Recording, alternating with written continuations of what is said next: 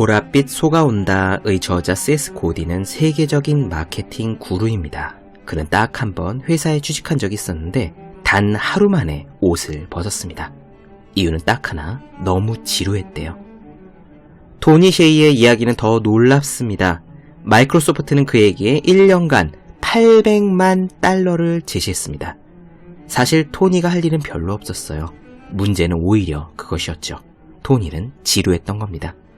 그래서 그는 돈을 포기하고 회사를 그만두었습니다. 백지에서 다시 회사를 세웠어요.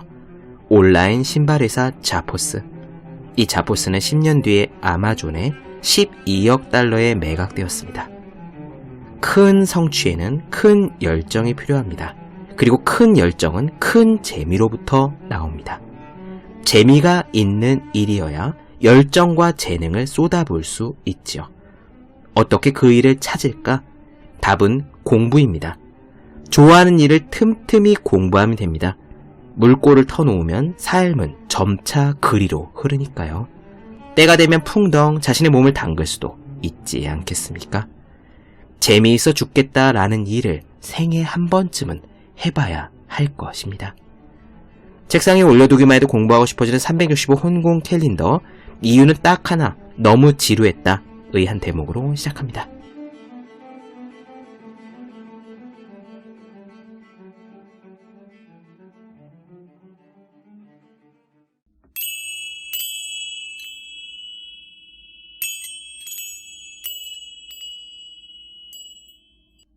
서른이 막 되었을 무렵이다. 말이 사라지는 듯한 경험을 했다. 당신아는 근무하던 회사에서 새로운 일을 맡았는데 그 일이 나에게는 힘에 겨워서 상당히 불안한 상태였다. 떠올리기조차 싫을 정도이다. 뭘 할 수 있는지에 대해서만 생각했지 뭘 해야만 하는지는 거의 생각하지 못하고 있었다. 마음속은 바라는 것들로 가득 찼고 성공하고자 하는 일념뿐이었다. 겉으로 보기에 희망이 넘치는 사람처럼 보여도 정작 그 순간 우리는 인생의 물음과는 거리가 먼 곳에 서 있는 경우가 있다. 마음의 소리를 듣지 못한다면 타인의 소리도 들을 수가 없는 것이다. 기도하는 것과 바라는 것은 다르다. 바란다는 말은 자신이 원하는 것을 누군가에게 호소하는 일이지만 기도는 오히려 그 누군가의 목소리에 귀를 기울이는 행위이다. 그 시절 나는 타인에 대한 사랑도 없었고 위로하려는 마음도 가지지 못했다. 아무튼 자신감이라고 부를 만한 게 하나도 없었던 때였다. 누군가를 신뢰하기 이전에 자신조차 믿을 수가 없었다. 그 중에서도 가장 결핍되어 있었던 것은 기도였던 것 같다. 인생의 목소리에 귀를 기울일 수 없는 상태에 이른 것이다. 빅터 프랭클은 살아간다는 것은 인생이 무엇인지를 묻는 게 아니라 인생이 던지는 물음에 답하는 것이라고 했다. 인생은 정답을 요구하지는 않지만 언제나 진지한 응답을 원한다.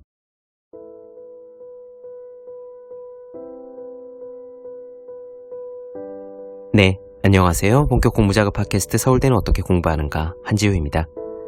방금 나눠드린 문장은 와카마스 헤이스케의 슬픔의 비의 머릿말 중에 일부예요. 이따금씩 그런 책을 만날 때가 저는 있습니다.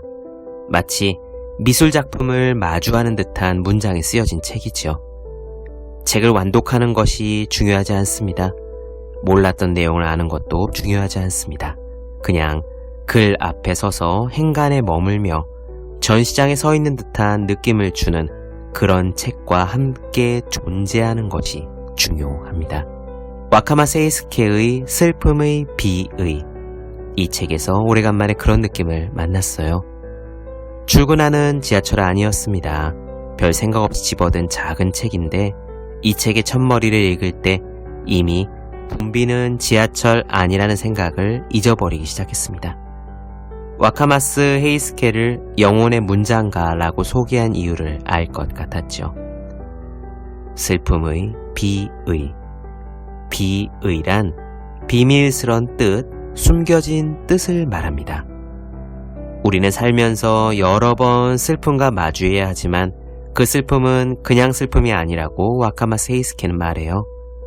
서문에서도 그랬듯 인생이 우리에게 들려주고자 하는 소리에 귀를 기울이면, 인생이 우리에게 던지는 물음에 진지하게 응답하고자 하면 그 슬픔 안에는 슬픔이라는 포장지로 쌓여진 선물이 들어있어요. 그 선물이 바로 슬픔의 비의, 슬픔에 숨겨진 뜻입니다. 와카마 세이스케는 일본의 문학 평론가입니다. 우리나라에는 잘 알려지지 않았고 이제 몇 권의 책이 갓 번역되어 나오기 시작한 듯 보여요. 얇은 책이라서 이 방송에서는 좋은 에세이 몇 편을 골라 읽어드릴 예정이에요. 들으시고 직접 책을 구하셔서 읽어보셨으면 합니다. 저처럼 글을 읽으면서 텍스트가 아닌 미술 작품을 대하는 느낌을 경험해 보셨으면 합니다. 이 책의 25편 에세이 중에서 첫 번째 글을 읽어드리죠. 책의 제목과 같습니다. 슬픔의 비의. 눈물이 반드시 뺨에서만 흐르는 것은 아니다. 슬픔이 극에 달했을 때 눈물은 말라버리기도 한다. 깊은 슬픔 속에서 용기를 내어 힘들게 사는 사람들은 눈에 보이지 않는 눈물이 가슴 속에서 흘러내린다는 사실을 알고 있다. 누구나 슬픔 가운데서 살아가야 할 때가 있다. 해가 바뀌고 새해를 맞이할 때에도 어딘가에서 홀로 슬퍼하는 사람이 있을 것이다. 이 슬픔에 과연 끝은 있을까 하는 생각이 들 정도로 깊은 비탄 속에서 하루하루를 보내는 사람들도 적잖이 있을 것이다. 일본 사람들은 오래전부터 슬프다라는 말을 슬프다 뿐만이 아니라 사랑스럽다 혹은 아름답다라는 한자를 사용했다. 슬픔 속에 숨쉬는 사람은 아름다울 수밖에 없다. 여기서 말하는 아름다움이란 화사함이나 화려함, 호사로움과는 거리가 멀다. 곤경 속에서도 하루하루를 열심히 살아가는 자가 발산하는 빛과 같은 것이다. 인생에는 슬픔을 겪어야만 열리는 문이 있다. 그러므로 슬퍼하는 사람은 새로운 삶이 시작되는 순간을 지켜보고 있는 자들일지도 모른다. 슬픔을 그저 피해야만 한다고 생각하는 사람은 그것을 짊어지고 걸어가는 사람에게 깃들어 있는 용기 있는 사람의 영혼이 보이지 않을 것이다. 고이와이 농장이라는 제목의 시에서 시인 미야자와 겐지는 슬픔에 대해 이렇게 노래했다. 이제 결코 서글프지 않아. 몇 번이고 서글프지 않는다라고 한들 또다시 서글퍼질 게 분명하니까. 하지만 지금은 이걸로 좋게. 모든 서글픔과 비통함을 불태워 우리는 투명한 궤도 위를 걸어갈 것이다. 겐지는 자신의 여동생 도시가 세상을 떠나기 반년 전에 이 시를 썼다. 여동생을 몹시 아꼈던 겐지에게 그녀의 죽음은 자신의 반쪽이 떨어져 나가는 듯한 고통을 안겼다. 시를 썼을 때 여동생은 병상에 누워 있었다. 그녀의 죽음이 머릿속을 몇 번이고 스쳐 지나간다. 괜찮을 거라고 마음 먹어봤자 또다시 서글픔이 밀려올 게 분명했다. 그래도 어쩔 수 없다. 어둠에 휩싸여 빛을 잃을지도 모른다. 설사 그렇다고 해도 나는 주어진 길을 모든 서글픔과 비통함을 불태우며 걸어가고자 한다는 것이다. 투명한 궤도라는 표현은 인생이라는 길은 눈에 보이지 않고 저마다 다른 고유한 것이라는 의미를 담고 있다. 똑같은 슬픔이란 존재하지 않는다. 그런 상황에 맞닥뜨려 본 적이 없다면 슬픔의 실상에는 다가갈 수가 없다. 똑같은 슬픔이 없기에 서로 다른 두 슬픔은 울림을 주고받으며 공명하는 것이다. 홀로 슬퍼하는 사람의 심정은 시공을 초월해 넓고 깊은 곳에 있는 다른 사람에게 전해진다.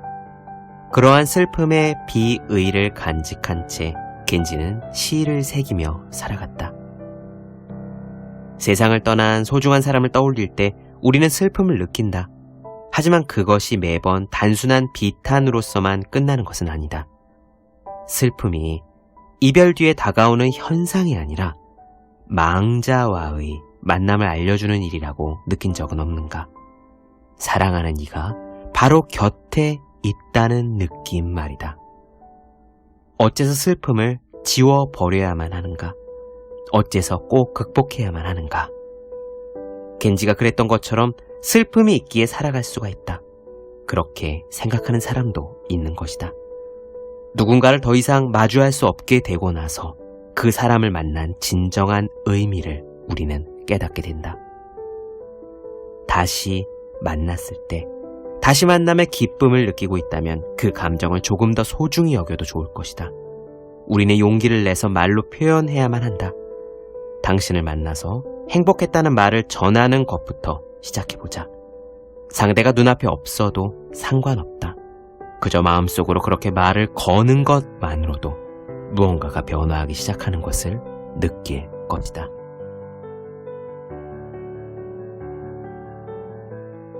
네, 어떠셨는지요? 와카마 세이스케는 슬픔의 비의, 슬픔이 가진 비밀스러운 뜻을 어떤 용기에서 찾고 있는 것 같습니다.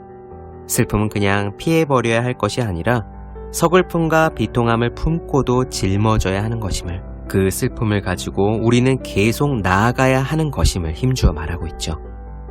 슬픔을 짊어지고도 자신의 길을 꾸역꾸역 걸어가는 사람의 모습은 아름다울 수밖에 없습니다. 저는 이 글에서 투명한 궤도라는 표현이 참 와닿았어요. 궤도란 것은 이미 정해져 있는, 놓여있는 길을 말하지 않습니까? 우리에게는 가야 할 길이 있는 겁니다. 다만 지금 우리의 눈에는 그 궤도가 보이지 않아요. 다른 사람 역시 우리의 궤도를 볼 수 없고요. 투명한 궤도니까요. 보이지 않는, 그래서 알 수 없는 것이지만 그 위를 가야 하는 것이 우리의 할 일입니다. 아무리 슬픔이 우리를 힘겹게 하더라도 말이죠.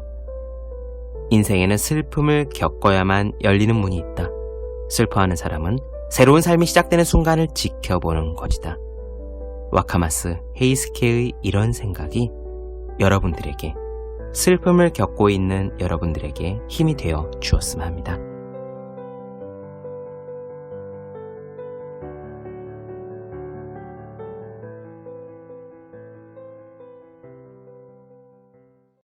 네, 본격 공부자극 팟캐스트 서울대는 어떻게 공부하는가? 와카마 세이스케의 슬픔의 비의 나누렸습니다. 더 많은 이야기가 궁금하신 분들, 질문사항 있으신 분들은 제 유튜브 서울대는 어떻게 공부하는가, 그리고 네이버 블로그 생일 즐거운 편지, 다음 카카오 브런치 한주의 브런치, 인스타그램 해시태그 서울대는 어떻게 공부하는가 검색해 주시면 좋겠습니다. 또 공부하는 사람의 필수품, 왜 이런 책이 지금까지 없었을까, 학생, 수험생, 취준생, 직장인 등 공부하는 모든 분들을 위해서 공부는 이렇게 하는 거다 라고 설명한 혼자 하는 공부의 정석, 그리고 책상에 올려두기만 해도 공부하고 싶어지는 365 홍콩 캘린더, 아직 읽지 않으셨다면 꼭 읽어보셨으면 합니다. 분명 도움이 되실 거예요. 오늘 여기까지 하겠습니다. 전 다음 시간에 뵐게요. 여러분 모두 열심히 공부하십시오. 저도 열심히 하겠습니다.